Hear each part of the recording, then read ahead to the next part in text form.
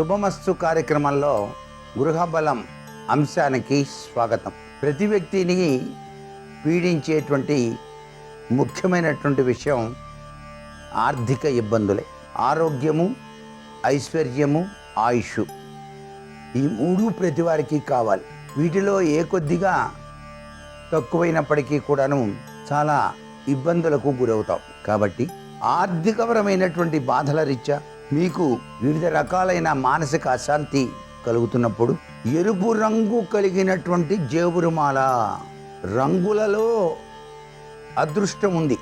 ఎరుపు రంగు అనేటువంటిది చాలా గొప్పది.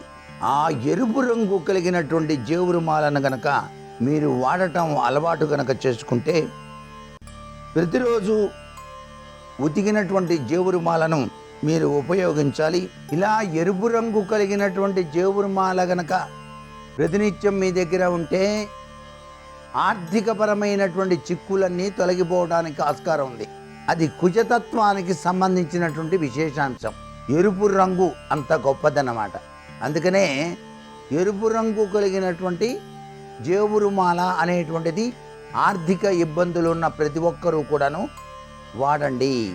అలాగే మీరు నిద్ర నుంచి లేస్తారు కదా, ప్రతిరోజు కూడా నిద్ర నుంచి లేవగానే మీరు ఏ దిశను చూస్తే మీకు చాలా చక్కటి సంపదలు, అలాగే మీరు అనుకున్న కోరికలు నెరవేరుతాయో కూడా మనకు వాస్తుశాస్త్రం తెలియజేసిందండి.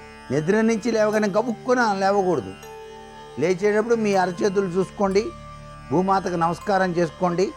వెంటనే దిశ మాత్రం మీరు తప్పనిసరిగా ఉత్తర దిశ వైపు నడక సాగించాలి.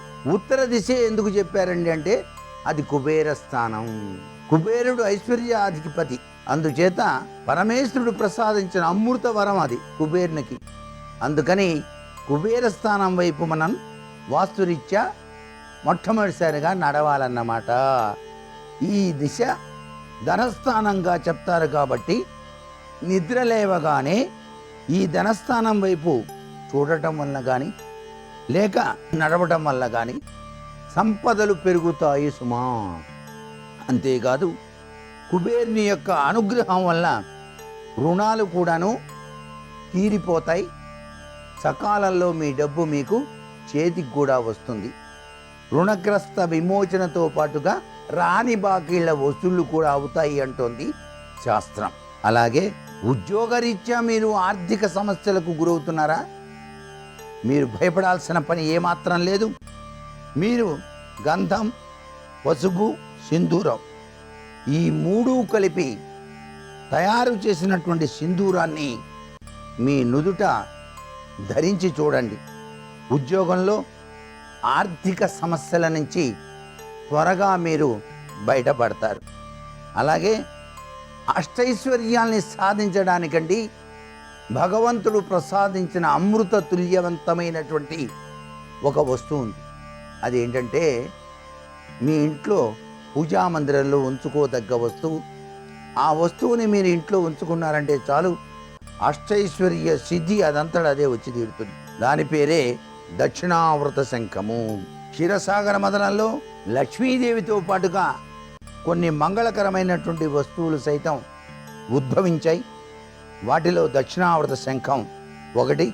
అందుకే దీన్ని లక్ష్మీ సోదరుడిగా, లక్ష్మీ నివాస స్థానంగా చెప్తారు. పూజామందిరంలో కనుక ఈ శంఖం కనుక ఉంటే ప్రతినిత్యం ధూప, దీప నైవేద్యాలతో పూజిస్తే అష్టైశ్వర్యాలు కలుగుతాయి అని చెప్పేసి మనకు శాస్త్రం తెలియజేస్తోంది. ప్రతి ఇంట్లో కూడా ఉండవలసినటువంటి గొప్ప వస్తువు ఈ యొక్క దక్షిణావృత శంఖము అన్నమాట. అలాగే దక్షిణావృత శంఖాన్ని మీరు చెవి దగ్గర కనుక పెట్టుకున్నట్లయితే దానిలో నుంచి ఓం అనేటువంటి శబ్దం వినిపిస్తుంది.